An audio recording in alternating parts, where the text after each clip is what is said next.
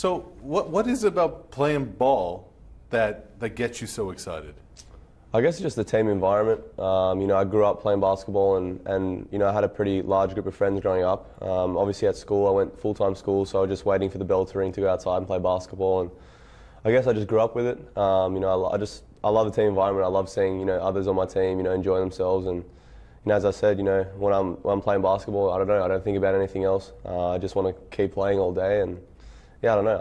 I love the sport. So how is it that somebody who's loves the team environment ends up playing this individual sport where it's me, myself, and I? One's tough. I guess, obviously my family was big for me to play tennis. They pushed me very hard into it.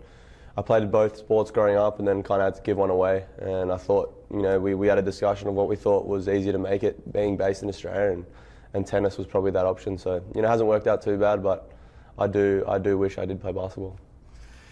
Nick, for you, what's it going to take to motivate you to be there every day, to do it every day in this sport, do you think?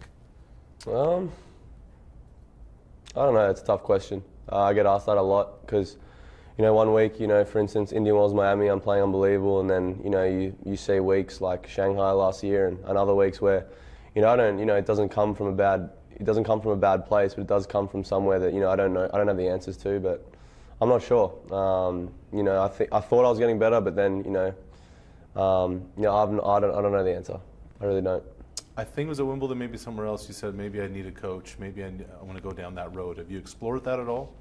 Yeah, I have. I've been kind of working with Sebastian a little bit. But we're kind of on and off a little bit at the moment. Obviously just trying to get my body in better shape and stay injury free. Obviously I've had a hip problem for the last couple of months now that's niggling, and I'm probably going to have to do some work to it, like proper work to it, when I have some time off. But yeah, I'm just trying to take it day by day and trying to enjoy myself. By taking care of it properly, you mean surgery? Possibly, it's an option. But at this stage, I'm just trying to see what I can do with it. I know I can win matches with it, but it's obviously painful.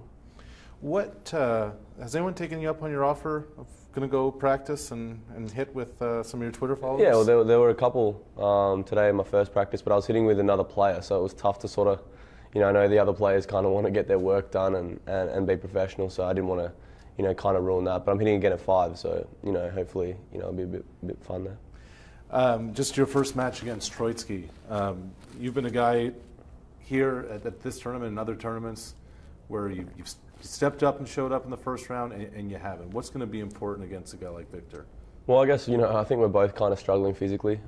He hasn't played that too many matches the last couple of months, and, he's been struggling with his back. So I'm actually really good friends with Vic. I love his coach. Me and Jack get along well. So I feel like it's going to be a good match, but at the same time, I'm not too sure how he's feeling physically. So hopefully we'll both just go out there and physically feel all right and just be able to compete and play, because I know that if we're both playing a good level, it's going to be a great match. But as I said, I don't know how he's feeling. So I think it's his first match back since Wimbledon as well. So, I played a match last week, but I wasn't anywhere near mentally or physically ready to play. So we'll see. We'll see how it goes. Just physically, with the hip, how much is it limiting what you can do? Yeah, it's limiting me. I'm not going to lie. I was, I felt like I was, arguably one of the best players in the world, through Indian Wells, Miami. The only person I really lost to was Roger. We all know how that match was, and it was unbelievable. So, yeah, it's obviously limiting me a little bit. Just a little? Yeah, I guess so. I'm not going to say, monstrous amounts, but yeah, it's not 100%.